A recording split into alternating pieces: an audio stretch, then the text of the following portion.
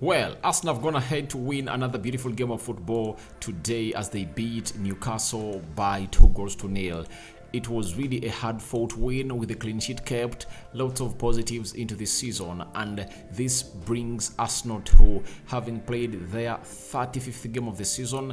They've gone ahead to win 25 games, drawn 6 and lost 4. They've gone ahead to score 83 goals. They've conceded 39 goals and they're having a good difference of 44 and they're having 81 points. Man City has gone ahead to play one game less than Arsenal, and I think next weekend's really going to be very much heated up because Man City are going to be playing away at Everton, and you never know what might happen at Everton there as Man City pays them a visit. But beautiful win from Arsenal. It continues to put Arsenal into positions of really fighting for the trophy, and they are still into the action of hunting down City, as Haaland said in October that we will hunt down Arsenal this time round. The hunter became the hunted, but we have nothing to do. It's all about the game of football. Rokani David is my name. Don't forget to subscribe to this channel so as not to miss out on stories that we do upload in here on this channel. So guys, how it happened is the episode that we really all follow up with what we call the match reaction, and thank you for really watching the match reaction, and let's go into what we call how it happened. You know, by the time the game started, it was looking like Newcastle were going to annihilate Arsenal and they're going to hit them bad. In the first minute, 90 seconds in, guess what happened? Murphy hit the post within 90 seconds. You see, Murphy hit the ball and hit the post within 90 seconds. Shows you how the game started on high pressure, and Newcastle were really trying to go all out and really stop Arsenal and really get that early lead. You know, in every game, the first goal is always important. I know it's something that we're gonna hate to say again and again, time after time, but that's it. A team that gets the first goal finds itself in a position of really killing off the game. Now, in the second minute, with 12 seconds past, Benny White denied Ishak's shot with a good block. This is Ishak in here for you, and Ben White saw himself slid into that and obviously stopped that ball from going to his goal. That is Ben White for you. It shows you that Newcastle were really all over Arsenal. The pressure resulted into a penalty being awarded to Newcastle with the corner that was well worked onto the low edge, and obviously Bruno Guimaraes was unmarked around 20 areas from the Tina's box, from the goal area of Arsenal.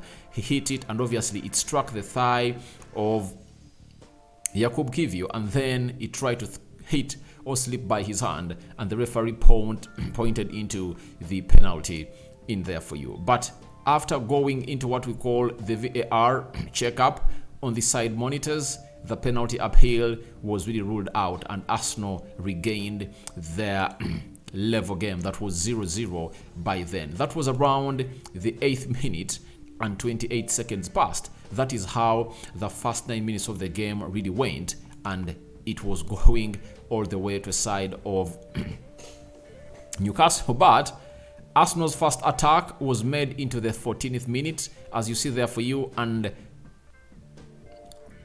Jorginho found himself giving the ball to Martin Odegaard, and Odegaard did nothing else apart from really pulling the trigger some 30 yards away from goal, and it really went past the goalkeeper into the back of the net, and that's how he pulled the trigger, and it went to the back of the net, and he made it 1-0 for Arsenal in the 14th minute, and that's how he went ahead to celebrate with his fellow Arsenal players down there. So that is Martin Odegaard for you, and Jorginho, the man responsible for the assist, who came in through and obviously provided that ball to him and obviously did the needful there for you.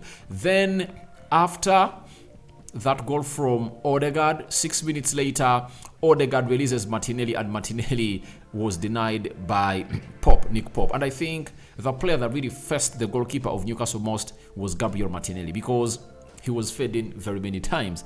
Then Arsenal wanted to really double the lead. 3 minutes later, after that miss from Gabriel Martinelli, Bukayo Saka was released by Granit Xhaka, and obviously Pope just found himself denying Bukayo Saka again. Nick Pope really had a wonderful game, by the way. He just did his job, but Newcastle defenders just continued not to really do the needful, and obviously put there to bed. Then Willock, the former Arsenal lad, was denied a ball or was denied a goal by Aaron Ramsdale into the 26th minute. Shows you how busy this game was. And I think I've not yet seen a game that was end-to-end like this one, because when you look at Arsenal, they had chances and they couldn't score.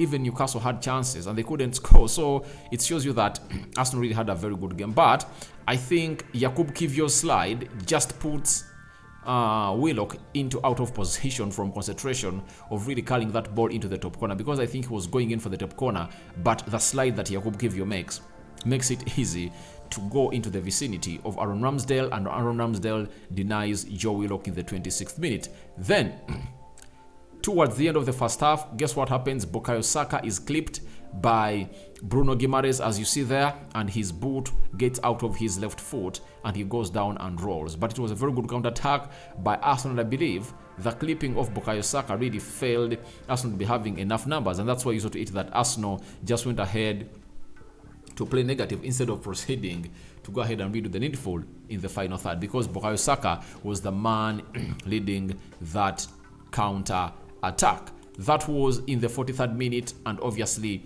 there is something that really happened in there for you. 5 minutes were added. It shows you how time was wasted. 5 minutes were added.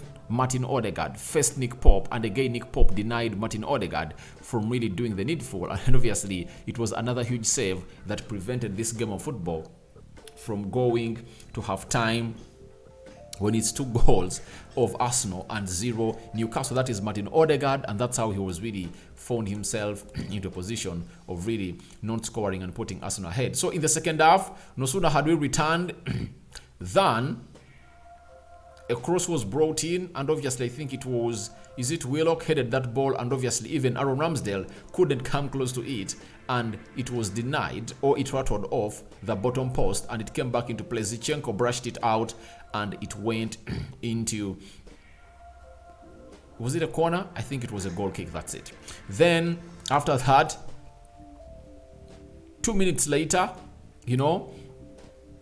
Newcastle was so much in the mood and they attacked Arsenal. Another header, and obviously Aaron Ramsdale pulled out another worldie in the 48th minute. So it shows you how busy Newcastle came in through to start the second half in high, as far as they really started the second half on the high. They were so much eager to go on and really torment the side of Arsenal, but Arsenal found themselves in a position of really keeping a clean sheet. That was in the 48th minute, and Aaron Ramsdale came to the saving of Arsenal. And again, Aaron Ramsdale had to save Arsenal.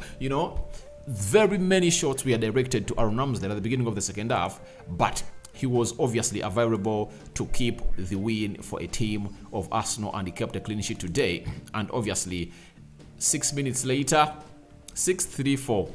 later, Martin Odegaard is released by Gabriel Jesus, and he goes in to dance around the players of Newcastle, and then he finds space to direct this ball into the far corner, and it rattled off the bar and it went into what we call a goal kick. Then Alexander Isak just found himself in a position of really shooting at goal, and guess what?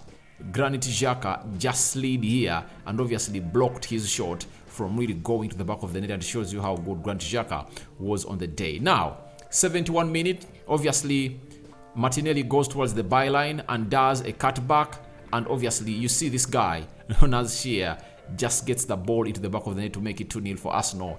And by the time it turned into 2-0, I knew it was done and dusted, and Newcastle couldn't come back because they had very many chances they misused. But even if Arsenal had gone ahead to really misuse very many, they found themselves capitalizing onto those few that they really had to really put into the mix. Now, when you look at Arsenal, they found themselves into the second position with 81 points, and Man City are just 1 point ahead of them. But Arsenal have played one more game than Man City, meaning that Man City will have to do that game of football, and that is how the table is standing for now. But before we call it quits, there are some moments that we had missed out on too. This is Granit Xhaka going down after feeling a little bit of hurt, but I think it was a plan that Mikel Arteta really made, that he wants to see his players really waste a little bit of time to really slow down the game, because he knew that if I really don't stop the intensity of Newcastle, and the fluidity, they will go ahead and really gain momentum to hurt you down. But the moment Arsenal went that one up, they started to waste time, and they really found themselves in a position of really losing possession, but they never really went down. Xhaka in the 58th minute felt like he just wanted to go off the pitch, but he really insisted and really played until the end of the game. That is Xhaka for you. Then there was another scenario towards the end of the first half when Jesus and Kieran Trippier really had a little bit of misunderstanding, and this was just Jesus trying to play on the head of Kieran Trippier. So guys, that's what I had for you. That's how it happened. I've showed you almost every catchy moment that really happened, or we managed to grasp from that game of football. So your reactions are welcome in the comment section below. I sign out for now. See you later, and may the human God bless you abundantly. See you in the player ratings, a video that is going to close down our day. Rokani David is my name, and I cover you all in the precious blood of Jesus Christ. Thank you for watching. I'm out.